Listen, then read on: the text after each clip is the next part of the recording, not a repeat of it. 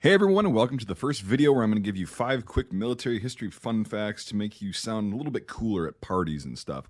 These fun facts stem from every time period, nation, and subject matter such as gear, weapons, and some more macro level topics. Basically, fun facts about military history even if you aren't a big history buff. Anyway, let's get rolling. Today we're going to be covering Winston Churchill in the First World War, the use of World War II German weapons by North Vietnamese Army, PAVN, and Viet Cong troops during the Viet Cong War, Australia's love of the No. 1 Mark III SMLE, Albania's relationship with Chinese weapons and gear, and clearing up the trope of Alvin York using a 1903 rifle in his famous action in World War I. So, let's dig in.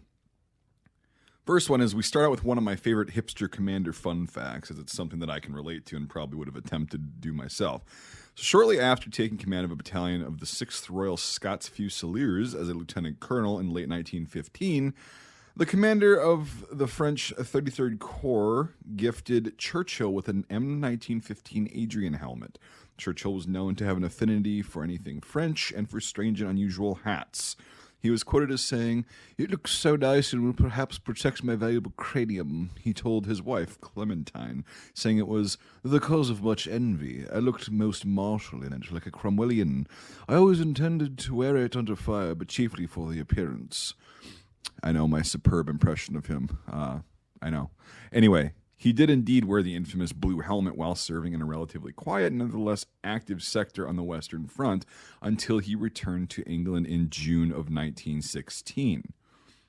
Number 2, German arms and ammunition that were used during the Second World War were also used in the Vietnam War on a fairly large scale. Everything from KAR-98s to Sturmgewehr 44s, how in the world did they make it all the way over there?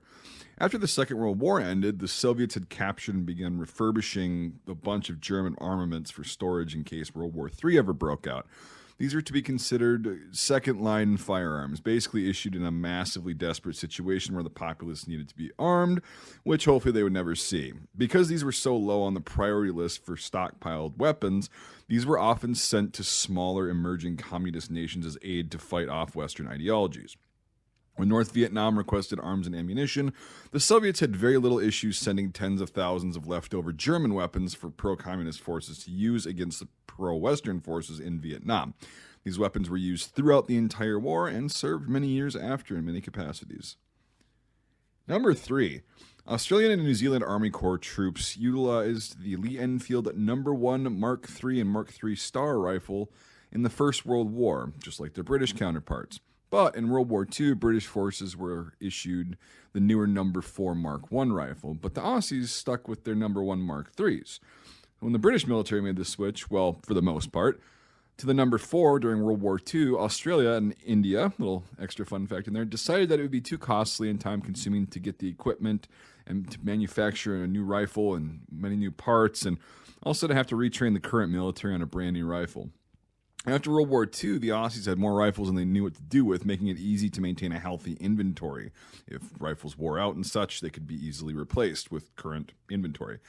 Canada and Britain also would have a place to dump a lot of their No. 1s to countries who were still using them. So everyone is kind of a winner in that situation. So because of this, the Lithgow produced No. 1 Mark III and later No. 1 Mark III Star remained in production through 1945 in some capacities thereafter, but main production ceased after the war ended. The rifle saw service through 1955 when it was replaced by the L1A1 self-loading rifle. This is something that you might not think of, but I thought it was pretty interesting. Number 4, Albania and China had an interesting relationship during the 1960s. It led to China sending large amounts of military goods to supply and prop up Albania's fragile emerging state. This was due to the fact that their leaders in the People's Socialist Republic of Albania had taken issue with Khrushchev's revisionist approach of communism after Stalin had died. Khrushchev wanted to de-Stalinize, for lack of a better term, the USSR, but Albanian communists were not on board with that. Mao Zedong, of course, was also not a fan of Stalinist communism, much less a different, more watered-down, in his opinion, version that he already disliked. So this became an advantageous position to be in and have a small yet important country in the USSR in a key geographical location on the other side of the USSR to start a potential domino effect of liberated nations in that region. As a result, Albanian military forces used, and still used in a lot of capacities, Chinese Type 56 SKS rifles, Type 56 AK rifles, Type 53 bolt-action rifles, Type 54 Tokarevs, and so on and so forth, as well as a lot of Chinese GK-80 helmets and a lot of the PLA web gear that you see in some pictures. So China actually helped prop Albania up from being a super poor and weak state to a slightly less poor and less weak state in the USSR in the 1960s and 70s. Fun times.